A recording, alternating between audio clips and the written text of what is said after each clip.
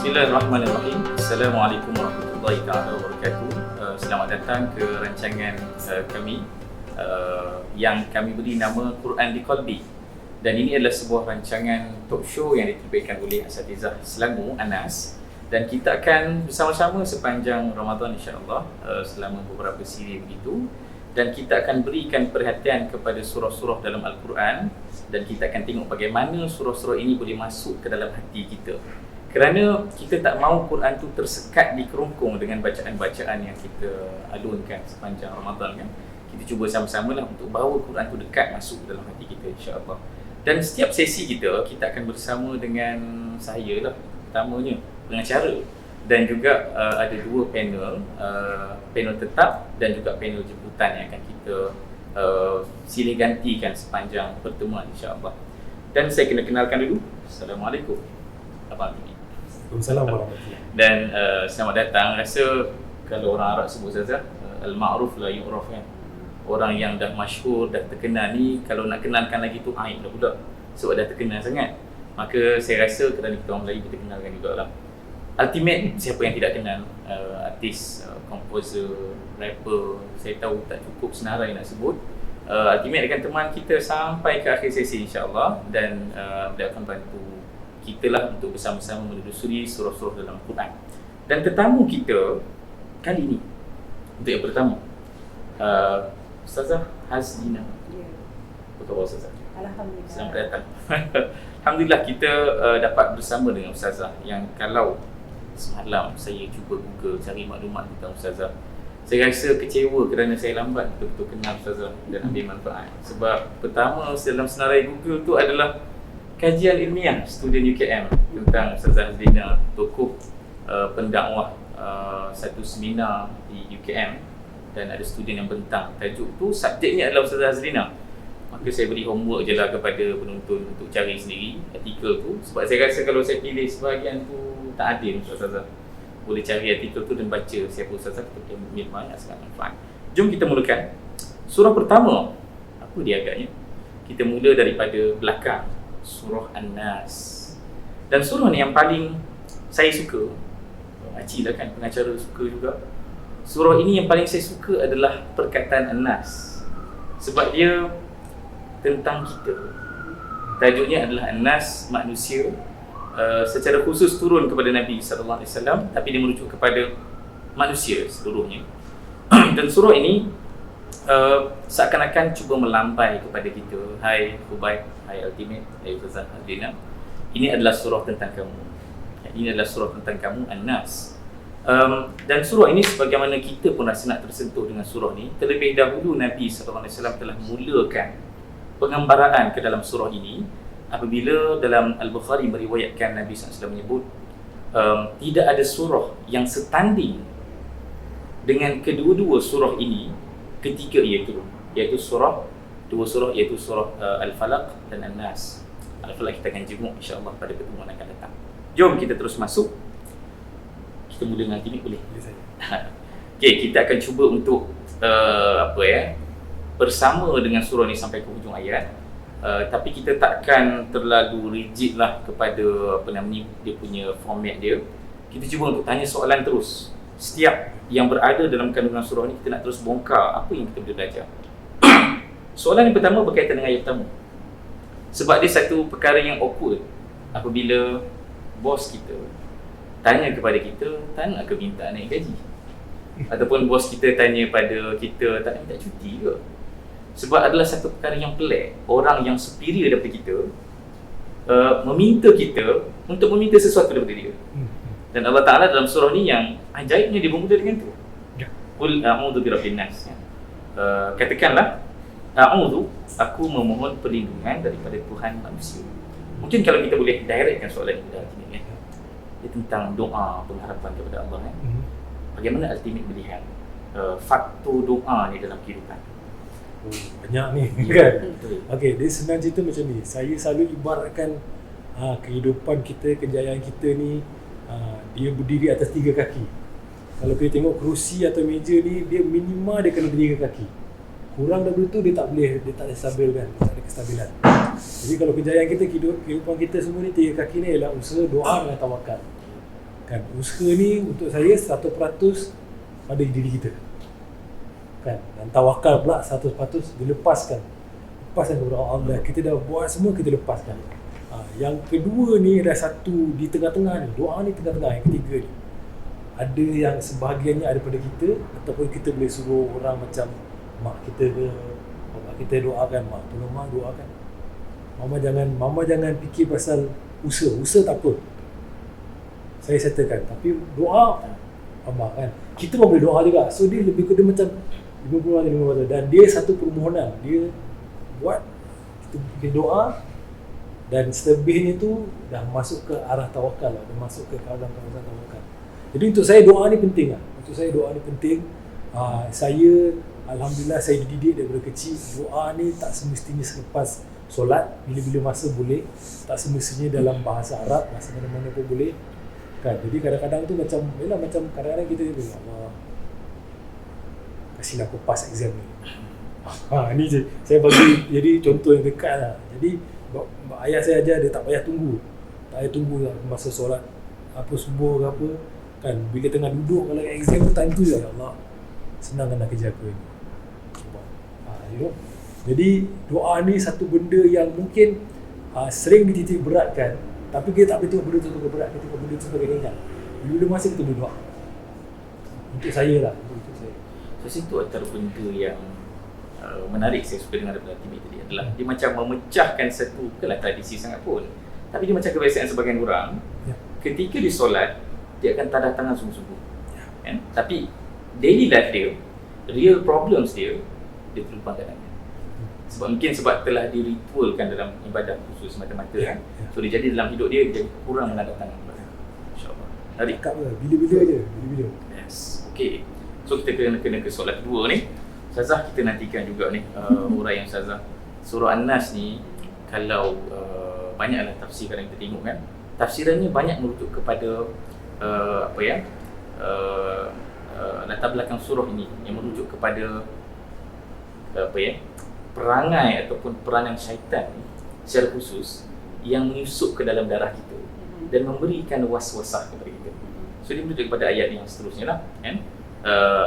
Seterusnya min syarril waswasil khannas, min syarril waswasil khannas, dan akhirnya kita akan relatekan terus kepada syaitan, bagaimana peranan syaitan itu memberikan was-was kepada kita. So apa yang Ustazah boleh uraikan kenapa was-was ni menjadi ancaman pula kepada kita?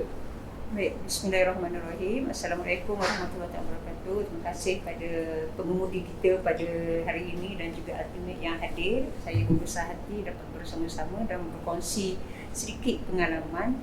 Saya selalunya mengatakan bahawa surah An-Nas tu yang kita sebut mu'awwazatain, maknanya a'udzubillahi minasyaitonirrajim, aku berlindung dengan nama siapa?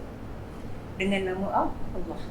Jadi sebab itu kalau kita baca kul a'udzu birabbin nas malikin nas, yang pertama ialah bersifat mulukiyah.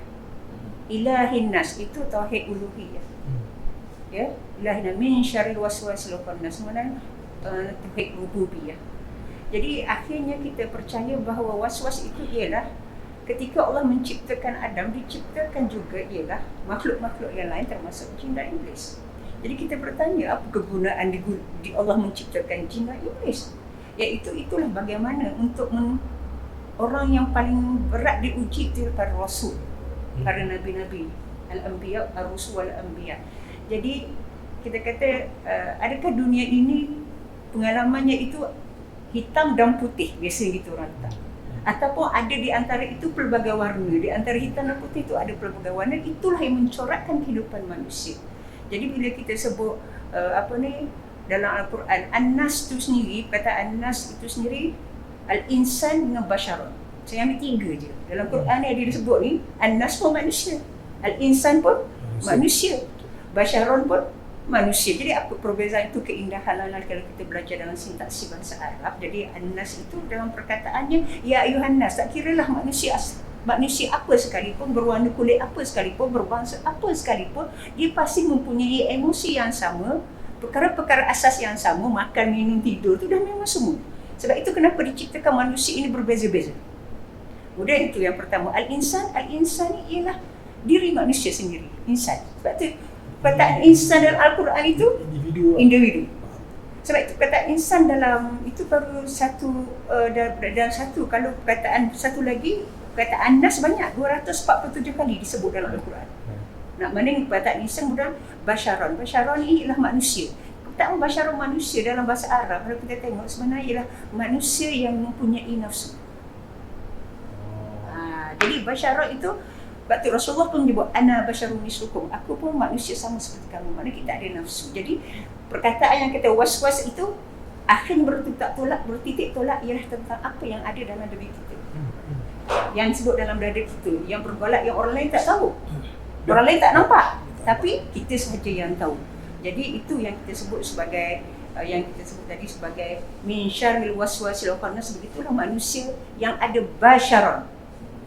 Jadi perkataannya basyar tu yang ada nafsu. Dia sentiasa berbolak-balik dan mungkin kita boleh jelaskan lepas ini tingkatan-tingkatan nafsu yang akhirnya pernah ditunjukkan dalam Al-Quran. Contohnya ialah kisah Yusuf AS. Kan? Terang-terangan kalau dalam kisah Nabi Yusuf AS itu bajunya itu koyak daripada belakang. Kan buktinya jelas sekali kan? Jelas sekali. Kemudian dia masih mengatakan perempuan itu dalam konteks tekstual Al-Quran tidak disebutkan siapakah nama perempuan itu sebenarnya. Sebab untuk menjaga maruah. Sebab itu semua kisah-kisah yang berkaitan begitu tidak disebut namanya. Semua disebut Imra'atun Aziz, perempuan kepada pembesar itu. Dah tahu bahawa dia sudah bersalah, tapi bagaimanakah tadi? Syaitan tadi, iblis tadi melalui nafsu yang disebut sebagai nafsu lawamah, ammaratun bisu. Apa dia? Dia tak puas hati sebab semua orang menganti-anti kepada dia.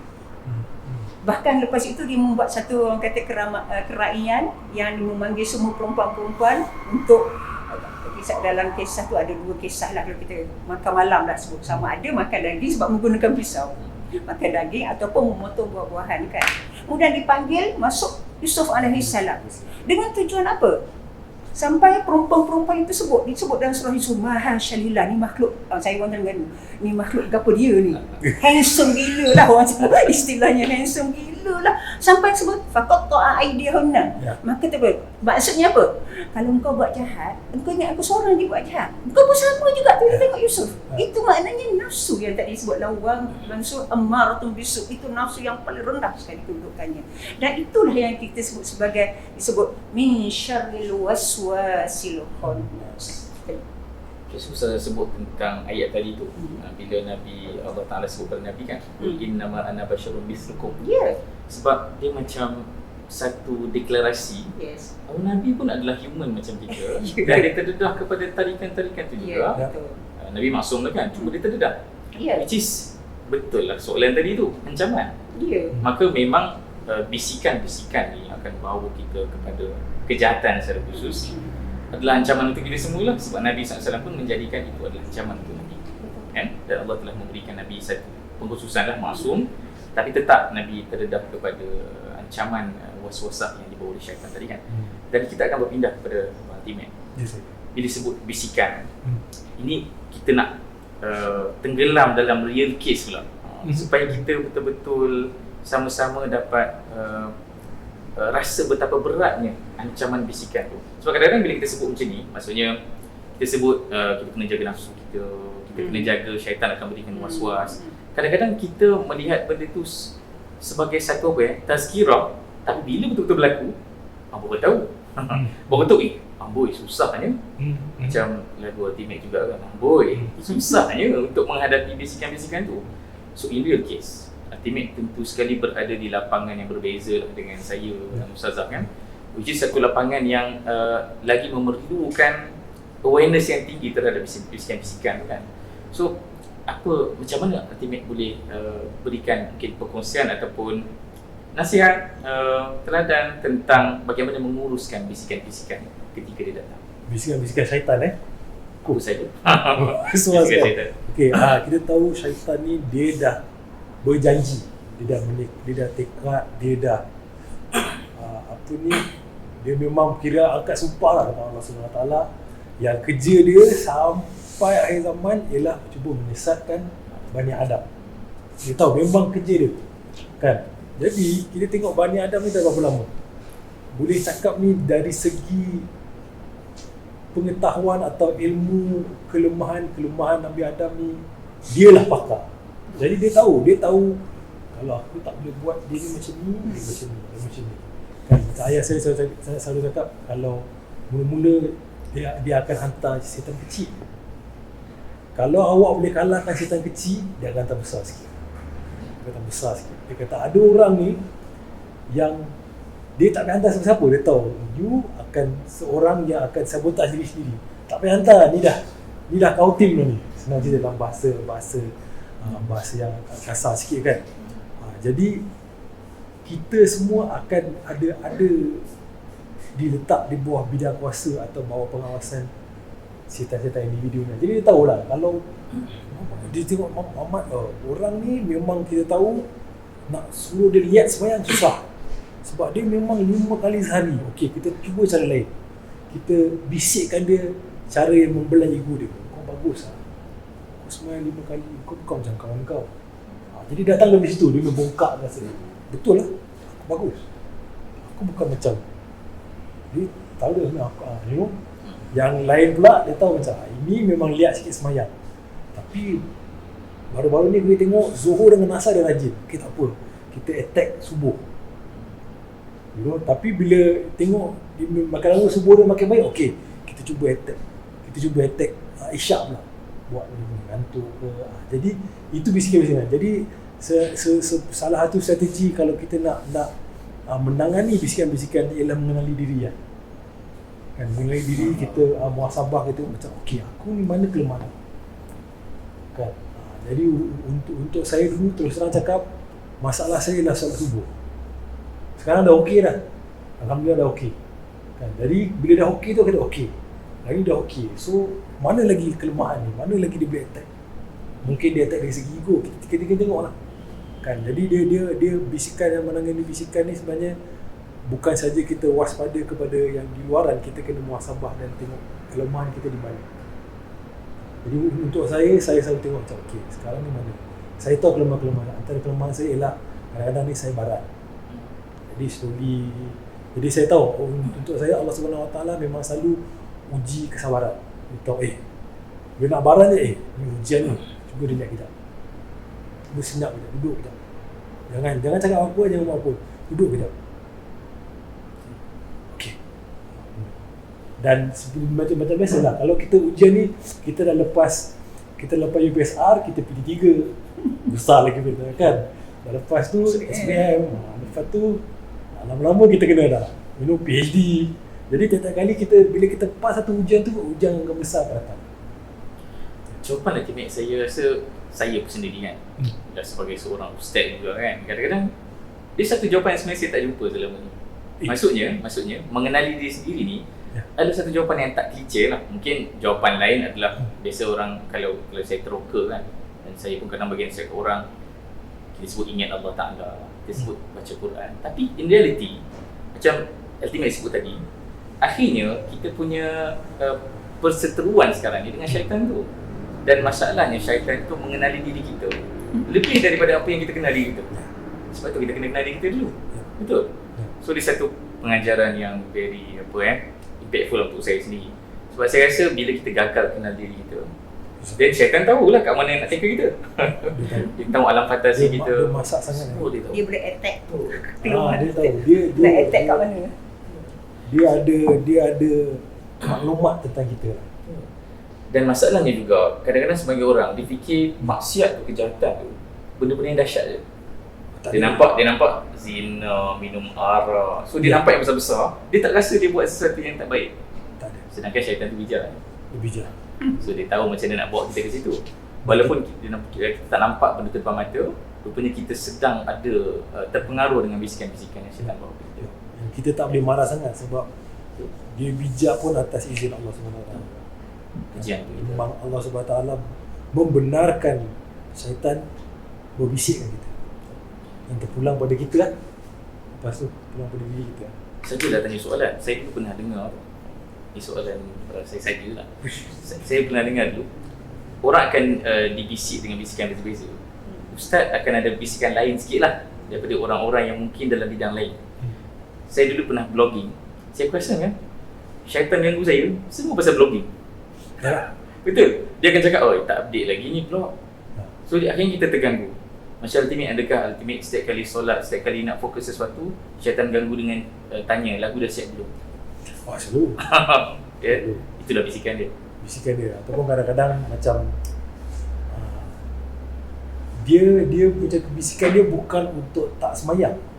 Lambatkan sikit. Dengan harapan sampai satu tahap terlalu lambat. Terlalu lambat. Jadi kita kena berwaspada. Bijak. Kita kena bijak lagi daripada syaitan. Okey, jom kita ke soalan yang seterusnya untuk Ustazah. Ayat terakhir surah An-Nas. Sebab tadi kita banyak sebut tentang syaitan kan.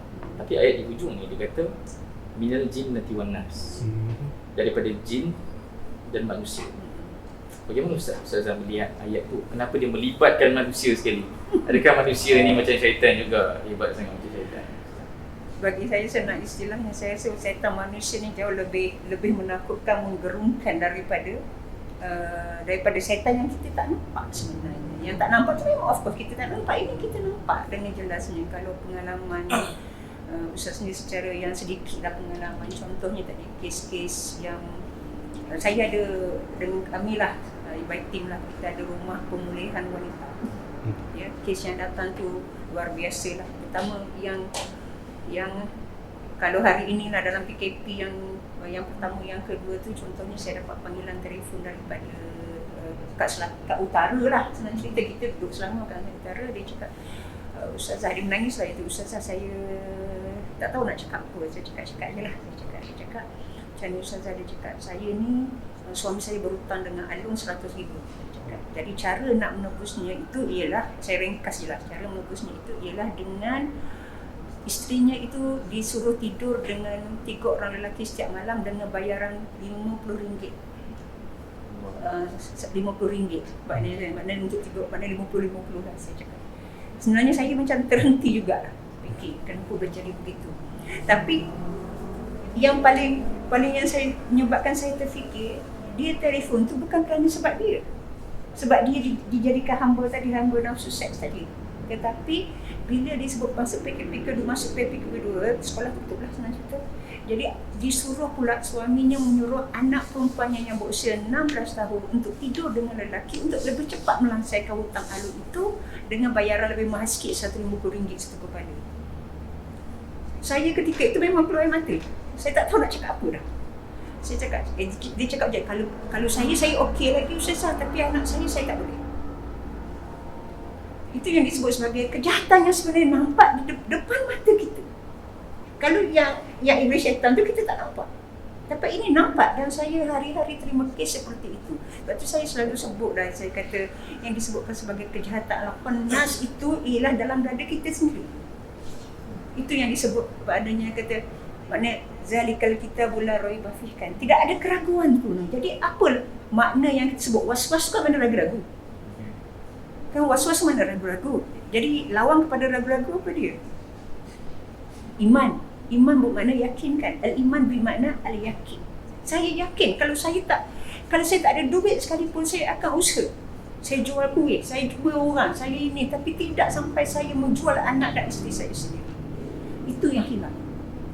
Dan itu yang kita kata ancaman yang terbesar itu ialah daripada kejahilan dan kegelapan. Jadi back to, saya kata ini sebenarnya lebih parah daripada kalau kita belajar zaman era jahiliah dulu. Ya, anak perempuan itu dibunuh hidup-hidup. Sama juga sebab sebenarnya daripada kes tu, kalau selama 15 tahun, 17 tahun dah rumah pemulihan Darul Wadah, saya tanya macam mana boleh terlibat dengan kes-kes seperti ini, kes-kes perzinaan dan sebagainya. Bermula daripada perkara-perkara yang kecil, bukan daripada perkara-perkara yang besar, perkara-perkara yang kecil, cakap I love you, chatting, tidak ada itu dan sebagainya. Akhirnya terjebak. Saya cakap, biasanya saya tanya, ikhlaslah saya tanya, terbuka saya tanya, biasanya lelaki tu cakap macam mana, saya tanya. Sikit je. Tadi lah, sikit je. Tak perlu banyak, sikit je. Kalau buka tudung sekali je. Kemudian, daripada tudung ini dan sebagainya, maka itulah yang terjadi. Jadi saya cakap, lawan bagi was-was ini memang jelas, alif lam mim zalikal kitabul la raiba fihi. Tidak pernah ada keraguan dalam Al-Quran itu. Hudal lil muttaqin. menjadi petunjuk bagi orang yang bertakwa. Sebab itu kalau kita bercerita tentang was-was, kita tentang ini ia akan balik kepada ketakwaan. Apa makna takwa? Banyaklah para ulama kita mentafsirkan sebagai rasa takut, rasa gerun, rasa kata ingin ada benteng dan sebagainya, banyak sekali. Jadi itu yang saya ingin tegaskan dalam permasalahan yang kita tengok. Walaupun kita kata ayatnya tadi simple je, kalau auzubillahinas, malikinas, ilahinas, tapi dia berada di dalam dada kita. Apa dia yang berada dalam dada kita? Babul qalbi, babnya tentang hati dan tentang jiwa. Susah nak buang cerita tadi daripada fikiran kita.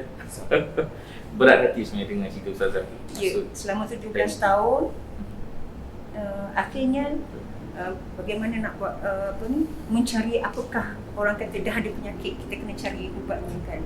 Ada apa? Saya rasa akhir kembali kepada pemulihan penyembuhan jiwa manusia. Dia balik kepada al-qalbu. Kan saya kata izaf solahat, kalau baik hati kita tu yang maka baiklah semua. Izaf fasadat, kalau rosak-rosak. Jadi saya rasa sistem dekat situ kita buat kepada sistem psikospiritual terapi, menggunakan makna pendekatan tasawuf, menggunakan pendekatan mandi nabah, juga pendekatan konseling dan sebagainya. Jadi sebenarnya banyak benda kecil yang kita boleh lakukan, tapi saya percaya surah ini walaupun pendek tetapi memberi makna yang sangat-sangat besar dalam kehidupan manusia. Sebut pada Ultimate tadi, underrated. Saya rasa rata-rata untuk ramai orang selepas Al-Fatihah inilah surah pertama dia belajar. Jadi surah pertama kita hafal. Lepas Al-Fatihah kan. Jadi surah ni kan memang dekat di hati lah. Sebab saya ingat masa belajar dulu pertama kali tu kan, dapat hafal surah ni, dia punya rasa bangga tu. Pencapaian. Tapi betul, itu pencapaian. Pertama ni lepas Al-Fatihah lah. Al-Fatihah memang biasa. Jadi ni memang satu surah yang dekat di hati lah. Untuk saya pribadi. Saya rasa bukan ultimate saja, sebab dia macam satu pengalaman yang sama juga kita rasa kan. Kita rasa surah-surah panjang ni surah yang akan membuatkan kita rasa macam wow, aku boleh hafal surah panjang, boleh baca surah panjang. Tapi rupanya bekalan-bekalan kita ada pada surah-surah kecil begini kan. Rupanya yang akan betul-betul, yelah dah lah kita hafal masa kecil kan. Masa kecil kita hafal, dilekat sampai sekarang. Surah Al-Baqarah yang kita hafal masa belajar universiti dulu lupa kan. Saya tak hafal. Tapi yang kecil. Tapi kita masih berbaki hafalan yang sama. Surah-surah pendek, An-Nas, Al-Falaq kan. Underrated lah. Dan kita dah di hujung lah sepatutnya. Betul. Saya rasa agak sedih juga walaupun kita kata santai tadi, tapi ada masa pula. Sepatutnya santai tak ada masa lah kan. Tapi bila ada masa ni bermakna masa kita dah habis dah. Cuma mungkinlah ruang sikit untuk Ultimate dan Ustazah supaya pulang ni kita pulang dengan satu sedikit kepuasan lah, sebab kita dah bincang dengan sesuatu. Mungkin ada sesuatu yang ekstra yang mungkin tak terluah tadi sebab sangat terikat dengan soalan kan, daripada surah An-Nas secara khusus, daripada Ultimate dan Ustazah jugalah. Ultimate dulu. Okey, surah ni dalam hidup saya baca semasa sembahyang maghrib.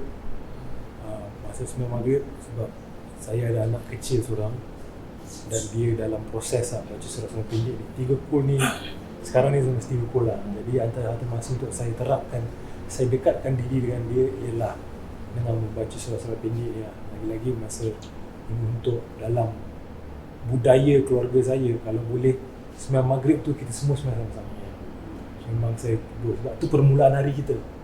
Kalau kita ikut cara pengiraan hari Islam lah, mula hari, jadi saya mulakan hari tu makan bersama dan solat bersama. Memang yang anak-anak yang dah tua sikit ni dia macam dia rasa dia terror kan. Asal bapa tak baca Sabbihi Isma. Kan masalahnya dia punya had untuk bagi dia cepat bosan, budak kan, cepat bosan. So kita kena baca pendek-pendek, kasih setting. So saya enjoy, saya selalu berkongsi surah-surah pendek ni dengan anak-anak kecil saya. Okay, Ustazah? Okay, jadi macam yang kita dapat ambil, kita kata hikmah daripada perjumpaan kita yang singkatlah hari ini ialah bahawa sebenarnya inilah sebut doa silahul mu'min. Doa itu ialah senjata orang beriman, itu ialah berdoa ini. Jadi kalau kata tidak mampu menghafal doa tadi, paling kurang pun tadi kita kata surah tadi Muawwazatayn ini kan, mampu berdoa dalam bahasa yang kamu mampu, termasuk dalam bahasa hati. Sebab orang yang tidak boleh bercakap bisu dia akan berdoa dengan hatinya. Sebab Allah itu maha memahami. Jadi doa itulah yang paling penting. Jadi doa itu ialah maknanya apa? Permohonan daripada yang rendah kepada yang tinggi. Maknanya kita kata, ya Allah ya Tuhan, aku ni lemah ya Allah, Engkau lah yang paling tinggi ya Allah. Ya Allah, aku ini menderita ya Allah, aku ini sakit ya Allah, Engkau lah yang paling menyembuhkan ya Allah. Kan maknanya kita meminta itu dengan berharap, ar-raja' wal khauf, kita sebut al-khawf, dengan penuh rasa takut. Ya Allah, aku ini boleh sembuh tak ya Allah? PKP ni dah berapa tahun dah menyebabkan ramai yang hilang pekerjaan.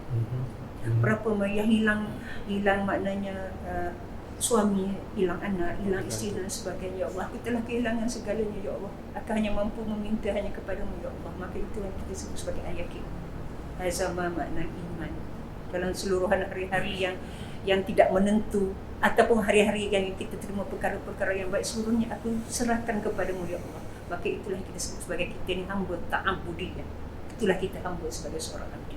Jadi doa dan doa kalau boleh menghafal doa-doa yang maksud adalah lebih baik. Ataupun kalau belum lagi memulakannya, kita belajar sedikit demi sedikit.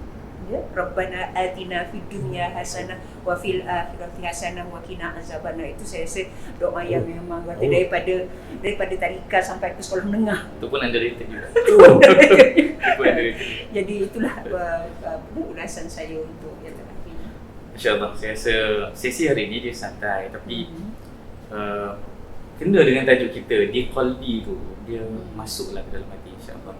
Dan tentu sekali dia tak cukup kita membaca An-Nas tanpa Al-Falaq dan tanpa Al-Ikhlas. Nanti kita akan jumpa pada sesi-sesi yang akan datang. Kita kena on notification, ada pun notification untuk kita punya program ni, supaya kita dapat bertemulah dalam sesi yang akan datang. Saya rasa anda boleh menilai, saya rasa saya sangat happy. Sebagai moderator pun sangat seronok dengan perkongsian pada hari ini. Saya rasa saya dapat menjelajah semula surah yang berapa kali dah kita baca, berapa kali dah kita baca tafsir dan kuliahkan. Tapi tetap bila perkongsian ini berlangsung, sembang-sembang ini berlangsung dan kita dapat satu benda yang baru lah. InsyaAllah kita jumpa pada masa akan datang untuk sesi seterusnya dengan surah yang selanjutnya. InsyaAllah, Quran di qalbi, Quran di hati.